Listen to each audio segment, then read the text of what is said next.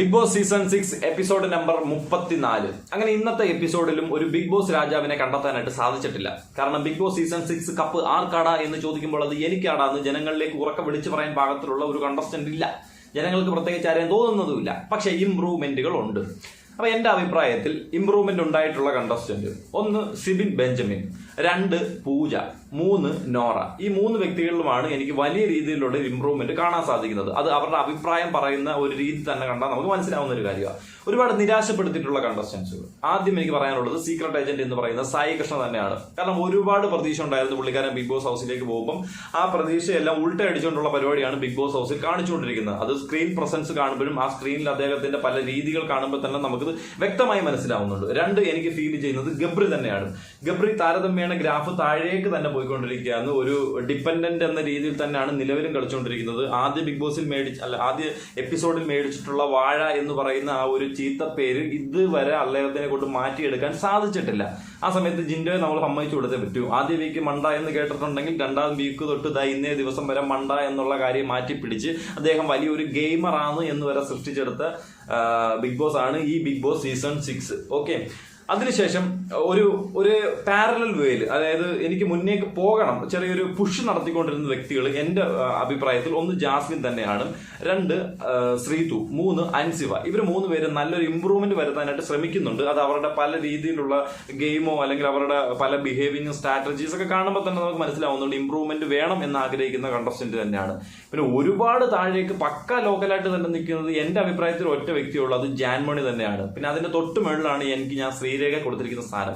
കാരണം ശ്രീരേഖ ടീമുമായിട്ട് കളിക്കുന്ന കളി വേറെ, ടീമിൽ നിന്ന് മാറി നിൽക്കുന്ന ഒരു കളി വേറെ. അത് രണ്ടും 2 രീതിയിലാണ്. പിന്നെ അർജുനും ഈ പറയുന്ന മുന്നേക്ക് പോകണം, മുന്നോട്ട് പോകണം എന്ന രീതിയിൽ നല്ല രീതിയിൽ എഫേർട്ട് ഇട്ടുകൊണ്ടിരിക്കുന്ന ഒരു വ്യക്തി തന്നെയാണ്. റസ്മിനും ഇതുപോലെ തന്നെ മുന്നേക്ക് പോകണം എന്നുള്ളൊരു ആറ്റിറ്റ്യൂഡ് ഉള്ള ഒരു കുട്ടി തന്നെയാണ്. ഓക്കെ, സിബിന്റെ കാര്യത്തിലേക്ക് നമുക്ക് ആദ്യം വന്നു കഴിഞ്ഞാൽ ഇന്നേ ദിവസവും സിബിന് വേണ്ടിയിട്ടുള്ള കൃത്യമായ സ്ക്രീൻ പ്രസൻസ് ലഭിക്കുന്നുണ്ട്. അതിപ്പം ഗെയിം കളിക്കുന്നതാണെങ്കിലും ശരി, പലരുടെയും ജീവിതത്തിലേക്ക് ഇറങ്ങി വന്ന് ഗെയിം കളിക്കുന്നതാണെങ്കിലും ശരി, നല്ല കിടിലം കളി. കാരണം അദ്ദേഹം ഒറ്റയ്ക്ക് ഗെയിം കളിക്കുന്നില്ല. സീക്രട്ട് ഏജന്റ് ബിഗ് ബോസിലേക്ക് പോയപ്പോൾ ഒരു ഏഷ്യാനെറ്റിന്റെ ഒരു വീഡിയോയിൽ ഒരു കാര്യം പറഞ്ഞായിരുന്നു, ഞാൻ അവിടെ ഗെയിം കളിക്കുകയായിരിക്കത്തില്ല, ഞാൻ അവിടെ പലരെയും കൊണ്ട് ഗെയിം കളിപ്പിക്കുക എന്നായിരിക്കും എന്ന് പറയുന്നത്. പക്ഷെ അതൊന്നും അവിടെ ഏക്കുന്ന എനിക്ക് കാണാൻ സാധിച്ചില്ല. പക്ഷെ ഈ കാര്യം ഏറ്റിട്ടുണ്ട്. അത് സിബിന്റെ കളിയിൽ അത് വ്യക്തമായിട്ട് മനസ്സിലാവുന്നുണ്ട്. സിബിൻ അവിടെ ഇരിക്കുന്നുണ്ടെങ്കിലും സിബിൻ അവിടെ പറയുന്ന കാര്യങ്ങൾ എന്താണെന്ന് സിബിന് കൃത്യമായിട്ട് മനസ്സിലാവുന്നുണ്ട്. സിബിൻ അവർക്കിടയിൽ ഇറങ്ങി കളിക്കുന്നുണ്ട്. അത് തന്നെയാണ് ഇപ്പൊ ശ്രീതു അർജുന്റെ ഇടയിലുണ്ടായ ഒരു സംഭവം. ഈ ലാസ്റ്റ് എപ്പിസോഡിന്റെ അവസാനം വരെ കണ്ടവർക്ക് എല്ലാവർക്കും മനസ്സിലാവും. കാരണം അവർ തമ്മിലുള്ള ഒരു മാനസികമായിട്ടുള്ള ഒരു അകൽച്ച കൃത്യമായിട്ട് സിബിൻ എക്സിക്യൂട്ട് ചെയ്ത ഒരു പരിപാടി തന്നെ. ആ പരിപാടി കൃത്യമായിട്ട് അവിടെ വോക്കൗട്ട് ആവുകയും ചെയ്തു. അതിനു മുമ്പുണ്ടായ അപ്സരയും ശ്രീതുവും തമ്മിലുള്ള ഒരു വഴക്കുണ്ടല്ലോ, കൃത്യമായ പ്ലാനിങ്ങോട് കൂടി അല്ലെ കൃത്യമായ അതിൽ ഇടപെട്ട് അദ്ദേഹത്തെ അങ്ങോട്ട് വിളിച്ചിരുത്തി ഒന്ന് സംസാരിപ്പിക്കുന്നു. അവിടെ അപ്പോഴേ അടി പൊട്ടുന്നു. അങ്ങനെ സിബിനെ കൊണ്ട് പറ്റുന്ന രീതിയിലുള്ള കോൺട്രിബ്യൂഷൻ എല്ലാം ഈ വന്ന ദിവസം കൊണ്ട് അദ്ദേഹം ഗ്രാഫ് ഉയർത്തി തന്നെ കാണിച്ചു കൊടുത്തിട്ടുണ്ട്.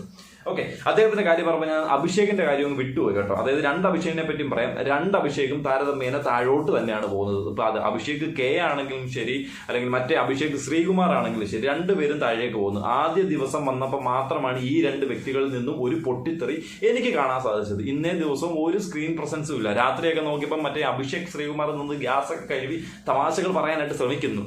താരതമ്യേന തമാശ വഴങ്ങുന്ന ഒരു ബോഡി ലാംഗ്വേജും അല്ല, തമാശ വഴങ്ങുന്ന രീതിയിലുള്ള ഒരു സ്ലാങ്ങും അല്ല, ആ ഒരു ആറ്റിറ്റ്യൂഡും അല്ല അദ്ദേഹത്തിന്റെ കയ്യിലിരിക്കുന്നത്. അതുകൊണ്ട് തമാശ വലുതായിട്ട് വഴങ്ങത്തില്ല. സോറി പ്ലീസ്, അതുകൊണ്ട് ഇത് ചെയ്യരുത്.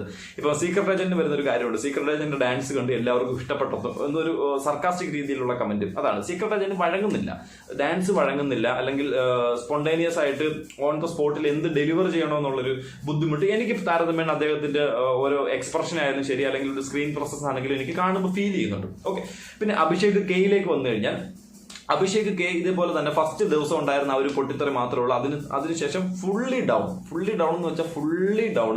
അദ്ദേഹത്തിന് ഇപ്പൊ പറയുന്ന മെയിൻ ആയിട്ടുള്ള കാരണം എന്ന് വെച്ച് കഴിഞ്ഞാൽ, ഞാൻ ഒരു ദിവസം 6 തവണ ഫുഡ് കഴിക്കുന്നതാണ്, ഇവിടെ വെറും 3 തവണയാണ് ഫുഡ് കഴിക്കുന്നത്. അപ്പൊ അത്രയും ഫുഡ് ഇല്ലാത്തതിന്റെ ഒരു കുറവ് എന്റെ ബോഡിയിൽ ഉണ്ടാകുമെന്ന് ആദ്യം മനസ്സിലാക്കേണ്ട കാര്യം. ബിഗ് ബോസ് ഹൗസിലേക്ക് ആർത്ത് ഉല്ലസിച്ച് മറ്റേ വണ്ടർലയിൽ പോകുന്നതൊക്കെ പോകാൻ വരുന്നതല്ല.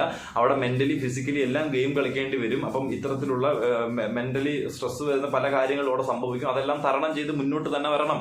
ഇതിന് മുമ്പുള്ള 5 സീസണിലെ വ്യക്തികളും അതേപോലെ തന്നെ തരണം ചെയ്ത് മുന്നോട്ട് വന്ന വ്യക്തികളാണ്. അങ്ങനെ വരുന്നവർക്കാണ് ഈ 50 ലക്ഷം രൂപയും 100 ദിവസം നിന്ന പൈസയും കപ്പും പിന്നെ വല്ല കാറുണ്ടെങ്കിൽ ആ കാറ് കിട്ടത്തുള്ളൂ.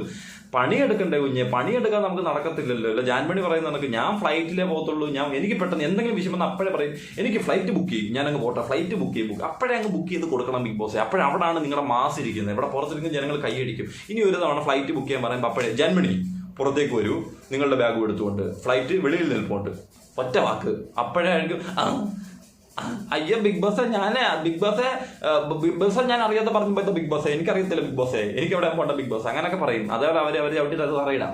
കാരണം അത് ഇന്ന് നോറയുടെ അകത്ത് കാണിച്ച പരിപാടിയാണെങ്കിൽ ശരി, വളരെ മോശമാണ്, വളരെ മോശം എന്ന് വെച്ച് കഴിഞ്ഞാൽ അവരുടെ ഈ ട്രാൻസ്ജെൻഡർ കമ്മ്യൂണിറ്റിയുടെ ഒരു തണ്ടുണ്ട് അവർക്ക്. അത് ഈ വീഡിയോ കാണുന്നവർക്ക് അവർക്ക് മനസ്സിലാവും. അവർക്കൊരു തണ്ടുണ്ട്, ആരെയും ഡോമിനേറ്റ് ചെയ്യുന്നൊരു വേ ഉണ്ട്. അതായത് ആരും അങ്ങോട്ട് അധികം പ്രതികരിക്കത്തില്ല എന്ന് തോന്നുന്നൊരു വേ ഉണ്ട്. ആ വേയിലാണ് അവർ കളിക്കുന്നത്, അല്ലെങ്കിൽ ആ ഒരു കൊളുത്തിട്ട് അവർ കളിക്കുന്നത്. അത് ഇത് കാണുന്ന വ്യക്തികൾക്ക് അറിയാം. ട്രാൻസ്ജെൻഡേഴ്സ് ആയിട്ടുള്ള എന്റെ വീഡിയോ കാണുന്നവർക്ക് കൃത്യമായിട്ട് മനസ്സിലാവും അവരുടെ ഒരു തണ്ടും അവരുടെ ഒരു വേ ഓഫ് ടോക്കും. അത് അല്ലെങ്കിൽ ആ സ്ഥലത്ത് പോയിന്റ് ഔട്ട് ചെയ്ത് കഴിഞ്ഞാൽ പലരും പതുങ്ങും എന്നുള്ളൊരു കാര്യം. അത് തന്നെ ബിഗ് ബോസ് ഹൗസിൽ നടക്കുന്നത്. അവരെ ചോദ്യം ചെയ്യാൻ ഒരു മനുഷ്യനില്ല. സത്യം പറഞ്ഞാൽ ബിഗ് ബോസ് പോലും ചോദിക്കുന്നത് നിങ്ങൾ പേടിച്ചിട്ടാണോ ഒരു ജാൻമണി എന്ന് പറഞ്ഞൊരു വ്യക്തി അതിനകത്തേക്ക് എടുത്തത്? എനിക്ക് മനസ്സിലാവുന്നില്ല. അവരെ അങ്ങോട്ട് പിടിച്ച് രണ്ട് അടി അടിച്ച് വിടാനായിട്ട് ആരുമില്ല. സീക്രട്ട് ഏജന്റ് ഒക്കെ വലിയ വായത്താളം അടിച്ചിട്ട് പോയതാണ്. അവിടെ പോയിട്ട് ജാൻമണിയുടെ കാലും പിടിച്ചിരിക്കുന്നതൊക്കെ എനിക്ക് കാണുന്നത് കണ്ടിട്ട് വലിയ അരോചകമുണ്ട്. എന്തുവാണോ എന്തോ. ഇപ്പം അദ്ദേഹത്തിന്റെ വൈഫ് മറ്റേ യൂട്യൂബ് ചാനലിൽ വീഡിയോ ഇടുന്നുണ്ടല്ലോ അദ്ദേഹത്തിനെ കുറിച്ച്. അപ്പൊ പുതിയൊരു പേരും വന്നിട്ടുണ്ടോ, ജബ്രിസ. ഗബ്രിയും ജാസ്മിനും സായി 3 പേരും ഒന്നിച്ച് ജബ്രിസ ആയിരുന്നു. അതെന്തായാലും കൊള്ളാം. ജബ്രിസ ആയാലും മന്ത്രസ ആയാലും പരിപാടികളൊക്കെ നല്ലതായിട്ട് നടന്നാൽ കൊള്ളാം. കാരണം ഇപ്പോൾ 1 വീക്ക് കംപ്ലീറ്റ് ആകാൻ പോകുന്നു. ഓൾറെഡി ഇന്ന് ജയിൽ നോമിനേഷനിലായി, ജയിലിലേക്കും കയറിപ്പോയി. വലുതായിട്ട് വർക്ക്ഔട്ട് ചെയ്തില്ല എന്നുണ്ടെങ്കിൽ അതിന്റെ ഔട്ട്പുട്ട് കിട്ടത്തില്ല. കാരണം അവിടെ ഒരുപാട് പേര് അടപടലം കടന്ന് പരിശ്രമിച്ചുകൊണ്ടിരിക്കുക വർക്ക്ഔട്ട് ചെയ്യാനായിട്ട്, അല്ലെങ്കിൽ അവരുടെ ഒരു ഔട്ട്പുട്ട് പുറത്തേക്ക് കൊടുക്കാൻ എന്നുള്ള രീതിയിൽ. അതിപ്പം നന്ദനയുടെ കാര്യം എനിക്കൊന്ന് പറയാനുണ്ട് കേട്ടോ. ഈ കാര്യം ഞാൻ പറയട്ടെ. അപ്പം അങ്ങനെ മത്സരിക്കുവാണ്. അപ്പൊ അവർക്ക് ഒത്തു മത്സരിച്ചാൽ മാത്രമേ സായി കൃഷ്ണയ്ക്ക് മുന്നേക്ക് വരാനായിട്ട് സാധിക്കത്തുള്ളൂ എന്നുള്ള കാര്യം ഡെഫിനറ്റ്. അല്ലെങ്കിൽ 70 days എന്ന് പറയുന്ന ഒരു ഡെഡ് ലൈൻ പോലും അദ്ദേഹത്തിന് മാർക്ക് ചെയ്യാൻ സാധിക്കുമെന്ന് എനിക്ക് തോന്നുന്നില്ല. പിന്നെ നന്ദനയിലേക്ക് വന്നു കഴിഞ്ഞാൽ, നന്ദനെ ഞാനൊരു ഗെയിമറായിട്ടോ അല്ലെങ്കിൽ അതിലേക്ക് ഉള്ള ഒരു വ്യക്തിയായിട്ടോ എനിക്ക് ഇതുവരെ കൺസൾട്ട് ചെയ്യാനായിട്ട് സാധിച്ചിട്ടില്ല. കാരണം അദ്ദേഹത്തിന്റെ ഗെയിം എന്ന് പറയുന്നത് കപ്പല്ല, ഒൺലി ഗെയിം ജാസ്മിനെ ഡൗൺ ആക്കുക എന്നുള്ളൊരു കാര്യം. ഇപ്പം ഈ പറയുന്ന നന്ദനയെ സപ്പോർട്ട് ചെയ്യുന്നവരും നന്ദന സൂപ്പറാ എന്ന് പറയുന്നവരും ബിഗ് ബോസ് കാണുന്നവർ പോലും ആയിരിക്കത്തില്ല. ആ പറയുന്ന വ്യക്തികളെല്ലാം ആരായിരിക്കും? ജാസ്മിന്റെ ഓപ്പോസിറ്റ് ആയിരിക്കും. ജാസ്മിനെ ഇഷ്ടമില്ലാത്ത വ്യക്തികളായിരിക്കും ഈ പെൺകുട്ടി നല്ലതാണ്, ഈ പെൺകുട്ടിയുടെ കളി നല്ലതാണെന്ന് പറയുന്നത്. സീരിയസ്ലി അത് തന്നെയാണ്. അതിലേക്കാണ് ഗെയിം ചുരുങ്ങി പോകുന്നത്. Just focusing on Jasmin. പക്ഷെ ജാസ്മിനെ സംബന്ധിച്ച് എന്താണെന്നറിയോ, ജാസ്മിൻ റിക്കവർ ആവണം, അതിൽ നിന്ന് റിക്കവർ ആവണം എന്ന രീതിയിൽ ശ്രമിച്ചുകൊണ്ടിരിക്കുന്ന ഒരു പെൺകുട്ടിയാണ്. അപ്പം റിക്കവർ ആവുന്ന ഒരു വ്യക്തിയെ മറ്റൊരു വ്യക്തി കഴിഞ്ഞ 2-3 വീക്കിൽ നടന്നിട്ടുള്ള കാര്യങ്ങളെ ചോദ്യം ചെയ്തുകൊണ്ട് പിന്നെയും ഫോഴ്സ്ഫുള്ളി ഒരു ഇഷ്യൂ ക്രിയേറ്റ് ചെയ്യാൻ ശ്രമിക്കുകയാണ് എന്നുണ്ടെങ്കിൽ ഈ എപ്പിസോഡ്, സത്യം പറഞ്ഞാൽ എപ്പിസോഡ് എന്ന് പറയുന്നത് ലൈവിനുമായിട്ട് ഭയങ്കര വിപരീതം. അത് രണ്ടും കാണുന്നവർക്ക് മനസ്സിലാവും. അപ്പൊ ഈ എപ്പിസോഡ് കാണുന്ന കണ്ടസ്റ്റൻസിന് ഒരു സോഫ്റ്റ് കോർണർ ഈ പറയുന്ന ജാസ്മിനിലേക്ക് തന്നെ എത്താൻ ചാൻസ് കൂടുതലാണ്. കാരണം ജാസ്മിന്റെ ഫേസ് 34 ദിവസമായിട്ട് ഫെമിലിയറാണ്. ഓക്കെ, ഇവളുടെ ഫേസ് ഫെമിലിയർ അല്ല, 2-3 days ആയിട്ടുള്ളൂ. പക്ഷെ ആ ഒരു ആറ്റിറ്റ്യൂഡ് അത് മലയാളികൾക്കിടയിൽ ഇനിഷ്യലി അംഗീകരിക്കാൻ പറ്റുന്ന ഒരു ആറ്റിറ്റ്യൂഡ് അല്ല. പക്ഷെ പ്രൂവ് ചെയ്യാം. അത് ഒറ്റ വ്യക്തിയിൽ മാത്രം നിർത്തല്ല. ബിഗ് ബോസിൽ എല്ലാ കണ്ടസ്റ്റൻസിന്റെ ഇടയിൽ ഇത്തരത്തിലുള്ള ഗെയിം പ്ലേ ആണെന്നുണ്ടെങ്കിൽ we will accept you, otherwise we will never accept you എന്ന് തന്നെ എനിക്ക് ഈ ഒരു അവസരത്തിൽ പറയാനുള്ളൂ. ഓക്കെ, കാരണം ജാസ്മിന്റെ ഗെയിം പ്ലേ ഒക്കെ മാറുന്നുണ്ട്. ഇന്നത്തെ ദിവസം പുതിയ ക്യാപ്റ്റനെ സെലക്ട് ചെയ്യുന്ന ഒരു ടാസ്ക് ഉണ്ടായിരുന്നല്ലോ, ഓപ്പൺ നോമിനേഷൻ നമ്മൾ വോട്ട് ഇടുന്ന നോമിനേഷൻ.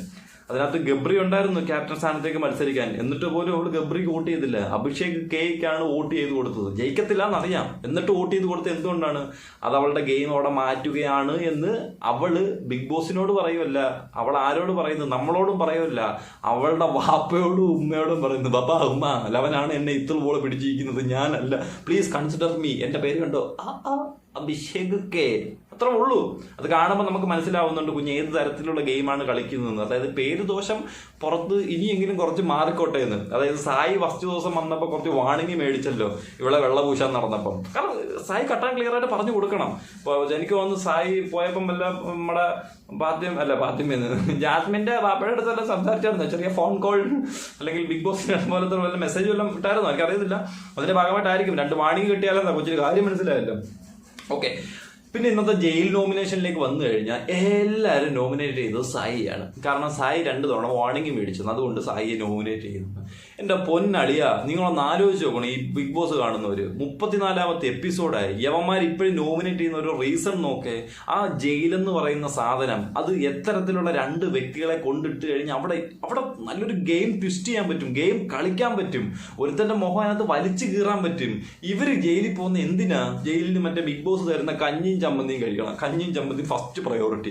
2 ബിഗ് ബോസ് കൊടുക്കുന്ന ജോലി, അതിപ്പം അരിയാട്ടാനാണെങ്കിലും ഉഴുന്നാട്ടാനാണെങ്കിലും തേങ്ങ തിരുമാനാണെങ്കിലും അവര് റെഡിയാ. ഇതുവരെ ബിഗ് ബോസ് എന്ന് പറയുന്ന അതിന്റെ ജയിലെന്ന് പറയുന്ന സാധനം എന്തിനാണെന്നും ജയിൽ നോമിനേഷൻ കൊണ്ട് അവർ ഉദ്ദേശിക്കുന്നത് എന്താണെന്നും എനിക്ക് മനസ്സിലാവുന്നില്ല. അവരുടെ ഉദ്ദേശശുദ്ധി ഒന്നേ ഉള്ളൂ, അതായത് കണ്ടസ്റ്റൻസിന് ജയിലെന്ന് പറയുന്നത് ഇത്രയും ദിവസം നിന്നതിന്റെ ശിക്ഷ കൊടുക്കുന്ന ഒരു സ്ഥലം. പക്ഷെ അതല്ല ബിഗ് ബോസിന്റെ ജയിലെന്ന് പറഞ്ഞാൽ ഇച്ചിരി കൂടെ പ്രത്യേകതയുണ്ട്.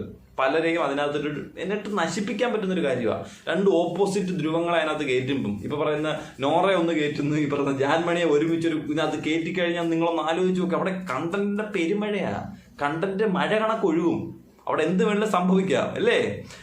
അതാണ് വേണ്ടത്. നമ്മളെ പോലുള്ള പ്രേക്ഷകർക്ക് അതാണ് കാണേണ്ടത്. അപ്പൊ ആ രീതിയിലുള്ള നിലപാടുകളൊന്നും ഇത്രയും ദിവസത്തിനുള്ളിൽ ആരും സ്വീകരിക്കുന്നതായിട്ട് എനിക്ക് തോന്നിയിട്ടില്ല. പിന്നെ എനിക്ക് പറയാനുള്ളത് ഒരു ലവ് ആണ്. ലവ് ഓക്കെ, ജാസ്മിനും അല്ല ഗബ്രിയല്ല. കുറെ ദിവസങ്ങളായിട്ട് റീൽസ് ഉണ്ട്. ഞാൻ ഇതേപോലെ ഇതിനെപ്പറ്റി സംസാരിച്ചിട്ടില്ല. 34ാമത്തെ ദിവസമാണ് ഞാൻ സത്യം പറഞ്ഞ് ഈ ഒരു പ്രണയത്തെക്കുറിച്ച് സംസാരിക്കുന്നത്. കാരണം ഇപ്പൊ സംസാരിക്കാൻ എനിക്ക് തോന്നുന്നുണ്ട്. ഞാൻ പറഞ്ഞു വരുന്നത് അർജുന്റെ കാര്യവും ശ്രീതുവിന്റെ കാര്യവും തന്നെ. ഇവർ കഴിഞ്ഞ ദിവസങ്ങളിലെല്ലാം പരസ്പരം കണ്ണുകൾ കൊണ്ടും കൈകൾ കൊണ്ടും ആംഗ്യ ഭാഷകൾ കൊണ്ടും എക്സ്പ്രഷൻ കൊണ്ടും ഹൃദയങ്ങൾ കൈമാറുന്നുണ്ടായിരുന്നു. അത് കൊള്ളാം. അതുകൊണ്ട് എനിക്കതിനെ ആ പുണ്യമായ ഒരു സാധനത്തിനെ അങ്ങ് എടുത്തു വെച്ച് അലമ്പാക്കണമെന്ന് തോന്നുന്നില്ല. അത്രേ ഉള്ളൂ, തോന്നുന്നില്ല. അവരുടെ വീട്ടുകാരെയോ അവർക്കോ ബിഗ് ബോസിലുള്ള ഒരു കണ്ടസ്റ്റന്റിനെയോ അല്ലെങ്കിൽ ബിഗ് ബോസിന് പോലും ഒരു പേരുദോഷം കേൾപ്പിക്കാതെ നടത്തുന്ന ഒരു അണ്ടർഗ്രൗണ്ട് പരിപാടി. ഇത് വ്യക്തമായി കാണുന്നത് പ്രേക്ഷകർ മാത്രമേ ഉള്ളൂ. പക്ഷെ അവർക്ക് ആർക്കും എനിക്ക് ഷുവറാണ് 1% പോലും അതിനകത്തൊരു അരോചകം ഉണ്ടാവും തോന്നില്ല. അവർ 2 പേരും ഗെയിം കളിക്കുവാണെങ്കിലും ശരി, അത് കാണാൻ മെനയുണ്ട്. അത് ഇന്ന് നമ്മുടെ അതായത് നമ്മുടെ പുതിയ വൈൽഡ് കാർഡ് എൻട്രി സിബിൻ വന്നപ്പോഴത്തേക്കിന് സിബിനുമായിട്ട് നമ്മുടെ ശ്രീതു കുറച്ച് കോർണർ ചെയ്ത് പോകുന്നതായിട്ട് ഫീൽ ചെയ്യുന്നുണ്ടായിരുന്നില്ല. അതിപ്പോ എനിക്ക് ഫീൽ ചെയ്യുന്നുണ്ടായിരുന്നു. കാരണം ശ്രീതു ഈ പറയുന്ന സിബിൻ പറയുന്ന പല തമാശകൾക്കും കൈകൊട്ടാനും ചിരിക്കാനും തുടങ്ങിയപ്പോൾ തന്നെ അളിയന്റെ കയ്യിൽ നിന്ന് പോയി. അളിയൻ ഇച്ചിരി ദേഷ്യപ്പെട്ടു തുടങ്ങി. അത് ഇന്ന് എന്തായാലും പ്രകടിപ്പിച്ചു നല്ല രീതിയിൽ. അപ്പൊ ശ്രീതു കൃത്യമായ റീസൺ പറഞ്ഞു കൊടുത്തു.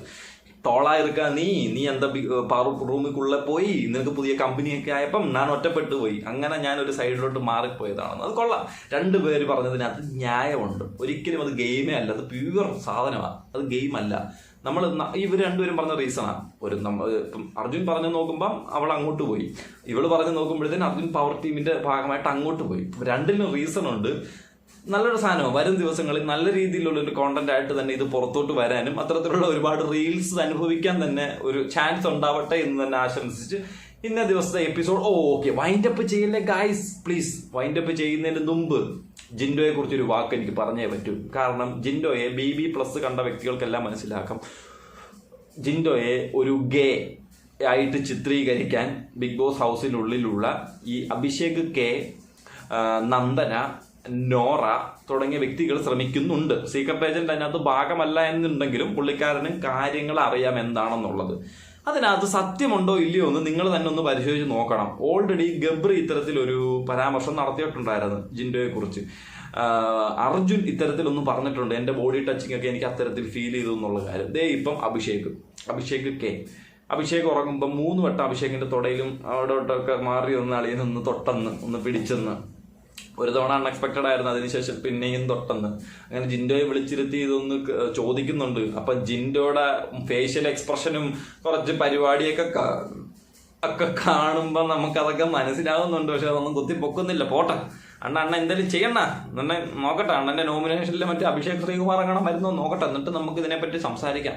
അണ്ണന്റെ ഫ്രണ്ട്സൊക്കെ ഇപ്പം ബിഗ് ബോസിൽ എങ്ങനെയാണ് പോകുന്നതെന്നും നമുക്കറിയത്തില്ല. എന്തായാലും ഇനി ഇപ്പോൾ കുറെ ദിവസങ്ങളുണ്ടല്ലോ, 33 ദിവസമല്ലേ ആയിട്ടുള്ളൂ, ഓടി തുടങ്ങട്ടെ. അങ്ങനെ ഇങ്ങനെ ഒരു പരാമർശം എന്തായാലും കൊണ്ടുവന്നു. അത് പബ്ലിക്കിലേക്ക് എടുത്ത് ഇടണമെന്ന് പറയുന്നുണ്ട്. പക്ഷെ അഭിഷേക് പറയുന്നത് വേണ്ട, അദ്ദേഹത്തിന് ഭാര്യയുണ്ട്, കൊച്ചൊക്കെ ഉണ്ട്, നമ്മളങ്ങനെ ചെയ്യുന്ന കാര്യമില്ല. കാരണം ഓൾറെഡി അറിയാലോ, മറ്റേ സുരേഷിനെ ഇത്തരത്തിലൊരു ഗേ ആയിട്ട് രതീഷ് ചിത്രീകരിച്ച കഥയും കളയും ഭയങ്കര നെഗറ്റീവാണ്. അപ്പൊ അതുകൊണ്ട് നമുക്ക് ഇതിവിടെ വെച്ച് അവസാനിപ്പിക്കാം.